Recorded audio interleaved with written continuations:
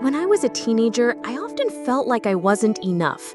I wasn't the smartest in class, I didn't have expensive shoes or the latest phone, and unlike some of my friends, I didn't live in a big house or take summer trips to the coast.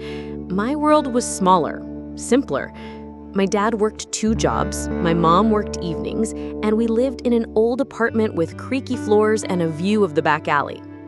One weekend afternoon, after I came home from school frustrated about being ignored by some classmates again, my dad called me into the kitchen. He had that quiet look on his face, the one that always made me pause.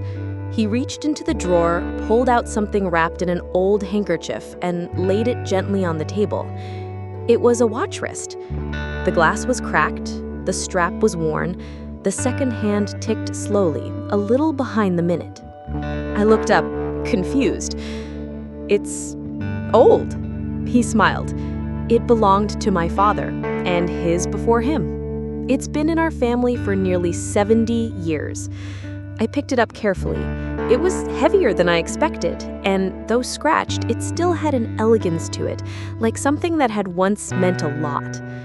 Then he said, "I want you to do something for me. Tomorrow, take this watch and go to the pawn shop down the street. Ask them how much they'll pay for it. Don't sell it, just ask." The next day, I did as he asked. The man at the pawn shop examined it under a small magnifier, twisted the dial, and shrugged. "I can give you $20. It's pretty beat up."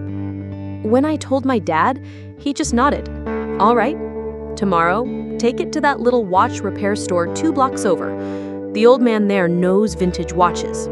See what he says." So I did. The man at the repair shop took his time. He turned it over, opened the back carefully, examined the gears with awe.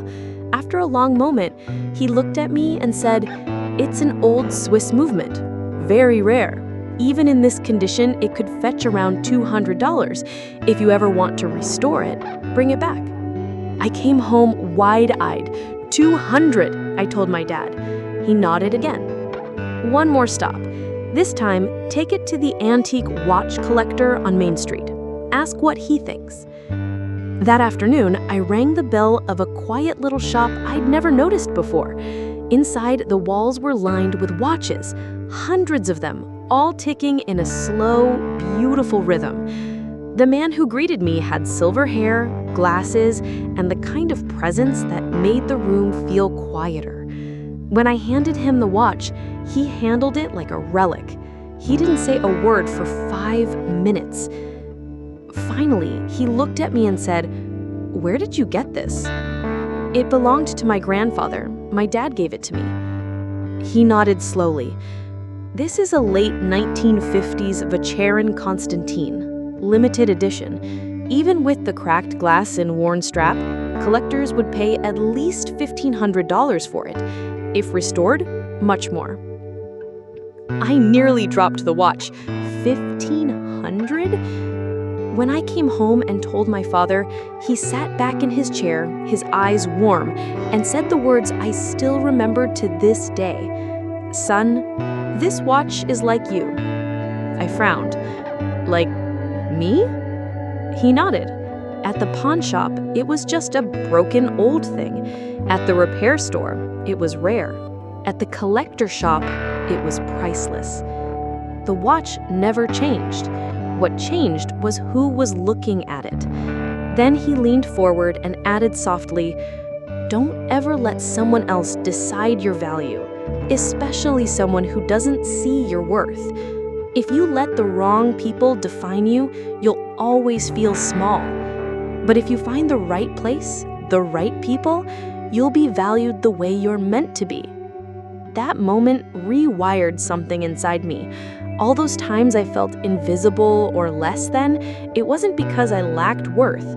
It was because I was in the wrong rooms, asking the wrong people to see me.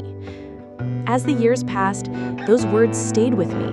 I didn't always remember them right away, especially during hard times, job rejections, relationships that didn't work out, moments where I felt unseen. But eventually, I'd come back to that image. My father's old hands gently placing a cracked watch on a table, trying to show his son something deeper than time. Now, decades later, I keep that watch in a small glass box on my bookshelf. I never replaced the cracked glass. I like it that way.